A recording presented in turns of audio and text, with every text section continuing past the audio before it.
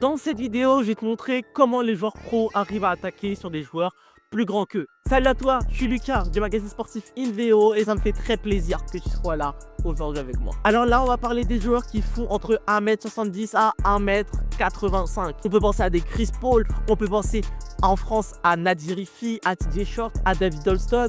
On peut penser aussi à Sylvain Francisco qui fait partie de ces joueurs-là qui réussissent très bien à attaquer sur des joueurs plus grands qu'eux. Et pour comprendre ça, on va diviser en 3 parties. Premièrement, on va parler de comment créer l'avantage. Deuxièmement, on va parler de sécuriser son avantage quand tu as réussi à le créer. Et enfin, on va tout simplement parler de comment terminer face à un joueur plus grand que toi. Alors, on commence dès maintenant par créer son avantage par rapport à un joueur plus grand. Initialement, quand tu veux créer l'avantage sur un gars plus grand que toi, tu as 2 solutions. Soit tu es plus explosif que lui, soit tu ne l'es pas. On va déjà partir du principe que tu es plus explosif que lui. Si tu es plus explosif que lui, il va falloir l'avoir sur un mouvement où il va être en hésitation défensive. Donc ça veut dire concrètement que tu vas aller le chercher sur des situations de jeu qui sont compliquées pour lui. Sortie de pick and roll, changement de joueur rapide par exemple, toutes ces situations où tu sais très bien que un gars plus grand que toi ne va pas être à l'aise. À partir de là, tu vas essayer de casser au maximum son amplitude. Un défenseur plus grand que toi, il va essayer de te contrôler sur la longueur, pas sur du pressing intensif.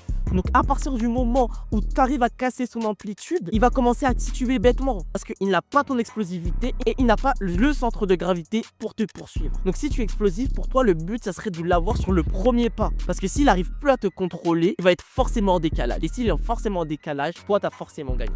Mais bon, imaginons que tu es plus petit que lui, mais qu'il est suffisamment mobile pour te garder sur de l'explosivité. Qu'est-ce que tu vas faire à ce moment-là? Déjà, il faut que tu comprennes que quand tu es plus petit que lui, forcément, le but, c'est pas forcément d'aller vers le panier. Tu peux très bien prendre un tir hors rythme pour lui. Là, je vais te montrer des joueurs qui font ça. En ce moment, TJ Short et Nadir Rifi, Paris Basketball, ils font beaucoup ça. Ils cherchent constamment sur les joueurs plus grands qu'eux des tirs hors rythme, en suspension. Déjà, shooter hors rythme pour un défenseur, c'est très compliqué à défendre. Parce que si tu es hors rythme, tu es forcément en décalage. Et donc, du coup, tu peux plus provoquer de fautes. Deuxièmement, pour toi, c'est un avantage de tirer dans cette situation-là. Ça va te permettre de bondir premièrement plus rapidement. Et enfin, ça va permettre d'avoir un angle de tir. Parce que n'oubliez pas, quelqu'un qui est plus grand que toi, il couvre plus de zones sur ton shoot. Et donc du coup, il peut te contrer plus facilement. À partir de là, tu as 2 façons de faire. Là, on a parlé de comment bien créer l'avantage en tant que meneur, en tant que arrière par rapport à un gars plus grand que toi. Maintenant, on va voir comment tu peux le sécuriser, cet avantage. Il y a une façon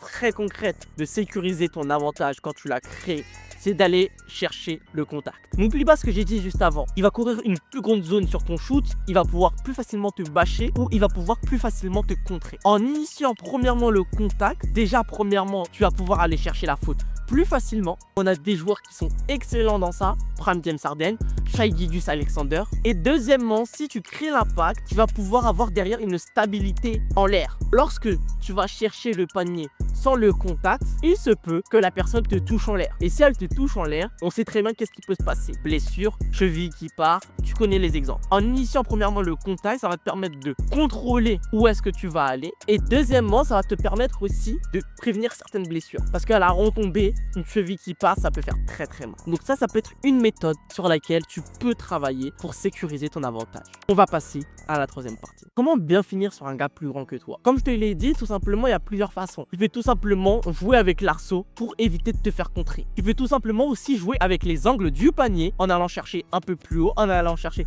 un peu plus excentré pour bien finir sans que le défenseur te compte. Kyrie Irving, je pense que tu le connais, est le meilleur dans ça. Enfin, si tu veux bien finir aussi, n'hésite pas à faire des feintes quand tu rentres faire le panier. Manu Ginobili, la feinte de Derrick Rose que je vais te montrer juste là, Rajon Rondo, la feinte de Rajon Rondo aussi qui peut être pas mal. Il y a plein de feintes pour essayer au maximum de retarder soit un bloc, soit une potentielle planche. Mais bon, pour ça, c'est à toi de le travailler. Et toi alors, comment tu fais pour attaquer sur des personnes plus grandes que toi? Donne-moi ton avis en commentaire, n'hésite pas à t'abonner au magazine sportif InVO et je te dis à très vite dans une nouvelle vidéo.